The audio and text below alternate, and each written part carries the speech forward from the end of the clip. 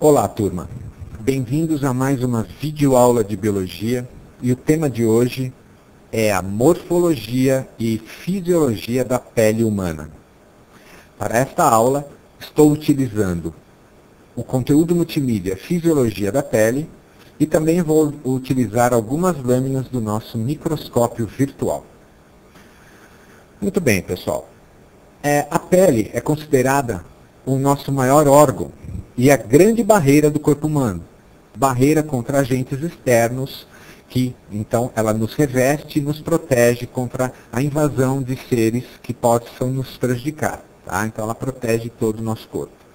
E a pele é formada por muitos tecidos, por ser um órgão, e ela tem 3 partes básicas. Vamos numerar essas partes para ficar mais fácil aqui para a gente entender.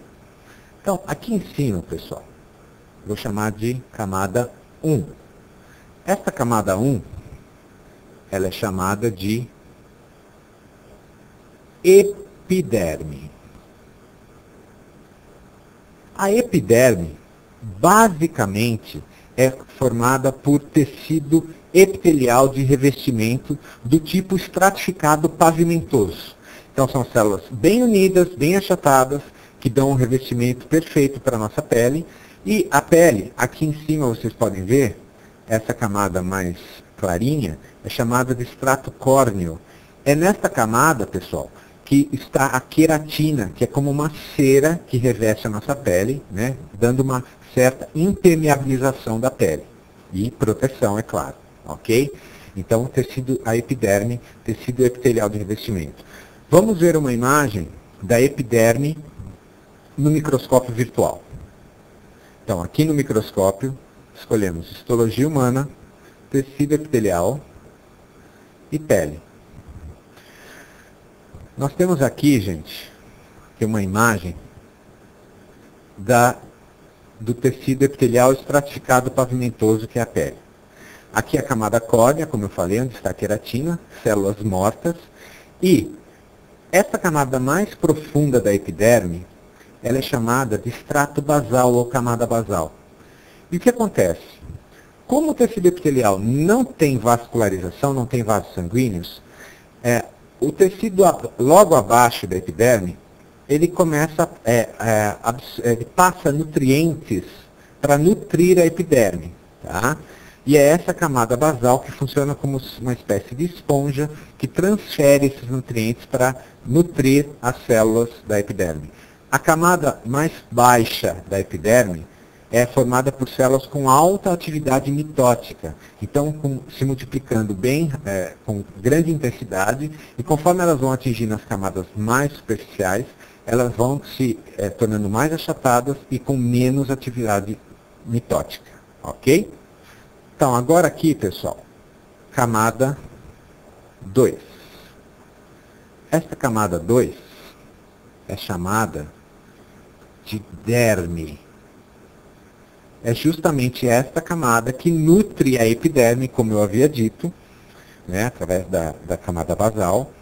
E a derme, ela é formada principalmente por tecido conjuntivo frouxo, que é rico em substância amorfa, que dá preenchimento aos tecidos. E, além disso, nesta camada da derme, existem algumas estruturas musculares, por exemplo, o músculo eretor do pelo, tá? E glândulas, tecido epitelial glandular, como a glândula sebácea e glândula sudorípara. Além disso, a pele possui alguns sensores de frio, né, calor, de dor, tá, que vocês podem ver no desenho depois visitando o conteúdo multimídia e navegando mais atentamente. Ok? Então essa é a camada da derme.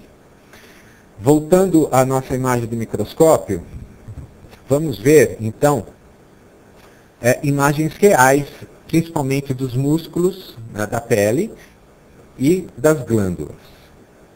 Então aqui agora vamos escolher anexo da pele 1.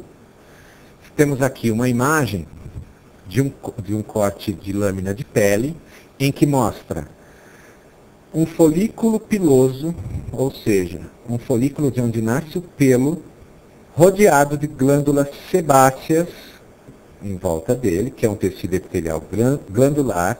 Aqui tem um vaso sanguíneo, ok? E aqui, um tom vermelho mais intenso, um músculo eretor do pelo, certo? Na lâmina de anexos da pele 2, podemos ver um outro músculo eretor do pelo e aqui glândulas sudoríparas, ok? As glândulas sudoríparas, olha aqui um pouquinho mais aumentada, né?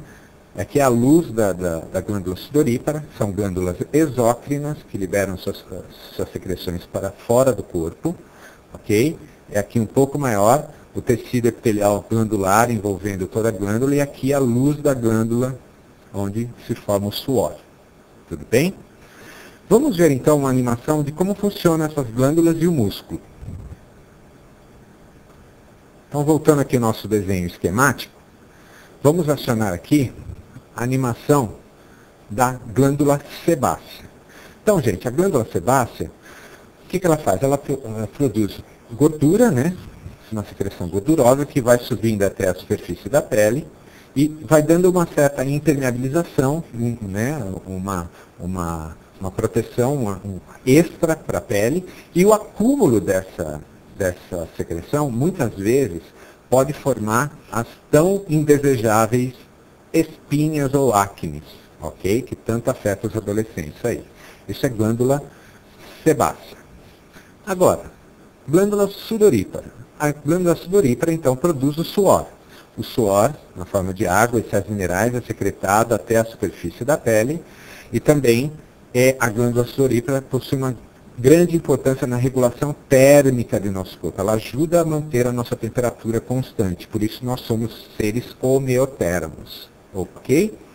E por último, aqui o músculo eretor do pelo, que na verdade é que quando nós temos uma sensação de frio, por exemplo, né, o músculo ele se contrai e faz com que os pelos se levantem. Por isso chama eretor do pelo, ok? Então, essa é a função dos músculos. Tudo bem? Voltando ao nosso desenho, a última camada que falta é a camada 3, chamada de hipoderme. Então é a camada mais interna da pele, mais profunda, e ela é formada basicamente por tecido conjuntivo adiposo, ok? São essas células adiposas, chamadas de adipócitos, que se enchem de gordura quando a pessoa engorda e perdem gordura, que é a gordura queimada, e é retirada a reserva energética dessas células quando a pessoa emagrece. Então, a hipoderme é a camada mais baixa da pele. Ok? Então é isso, pessoal. Isso foi um pouquinho sobre a estrutura básica e funcionamento da pele. Mais dúvidas no chat. E naveguem pelo conteúdo multimídia com mais atenção e pelo microscópio, que vocês terão outras informações. Até logo.